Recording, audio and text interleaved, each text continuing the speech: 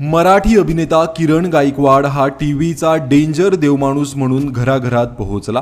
त्याची भूमिका पाहून खऱ्या आयुष्यातही अनेक महिलांच्या मनात त्याच्याबद्दल भीती निर्माण झाली होती। मात्र याच डेंजर देवमाणसाशी अभिनेत्री वैष्णवी कल्याणकरने लग्न केलं। किरण आणि वैष्णवी यांनी 14 डिसेंबर 2024 रोजी लग्न केलं। त्यांच्या लग्नानंतर अनेकांना आश्चर्याचा धक्का बसला होता। आता अभिनेत्री वैष्णवी कल्याणकरने नुकत्याच दिलेल्या एका मुलाखतीत त्यांच्या लग्नाची संपूर्ण कहाणी सांगितली आहे। किरण आणि वैष्णवीची पहिली भेट देवमाणूस मालिकेच्या सेटवर झाली। विशेष म्हणजे किरणने तिथेच वैष्णवीला लग्नासाठी विचारलं होतं। वैष्णवी म्हणाली, आमची लव्ह स्टोरी सिंपल आहे पण कॉम्प्लिकेटेड आहे।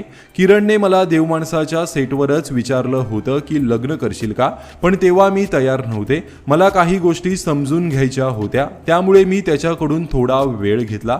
पुढे काही गोष्टी घडत गेल्या आणि हळूहळू किरणचा स्वभाव वैष्णवीला आवडू लागला।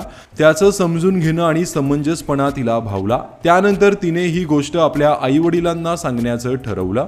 वैष्णवीने सांगितलं की मी सगळ्यात पहिल्यांदा माझ्या आईला सांगितलं, पण हे सांगताना मी खूप थरथरत होते। शेवटी सांगितलं की देवमाणूसमध्ये जो किरण गायकवाड आहे तो मला आवडतो। मात्र हे ऐकून तिची आई सुरुवातीला प्रचंड घाबरली, कारण तिने मालिकेत किरणचा फक्त तो डेंजर लुक पाहिला होता।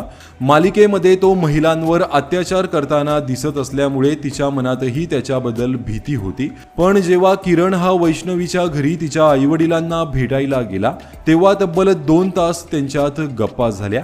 यानंतर वैष्णवीच्या वडिलांनी स्वतःहून सांगितलं, मुलगा चांगला आहे वैष्णवी, सरळ आहे, शांत आहे, चांगला मुलगा आहे। किरणला भेटल्यानंतर वैष्णवीच्या आईवडिलांनाही तो आवडला आणि त्यानंतर या दोघांचं लग्न ठरलं। अशा प्रकारे मालिकेतला डेंजर देवमाणूस हा खऱ्या आयुष्यात मात्र वैष्णवीच्या आईवडिलांच्या मनातला चांगला मुलगा ठरला। तर अभिनेता किरण गायकवाड आणि वैष्णवी कल्याणकर यांची जोडी तुम्हाला आवडते का? कमेंट करून नक्की सांगा। धन्यवाद।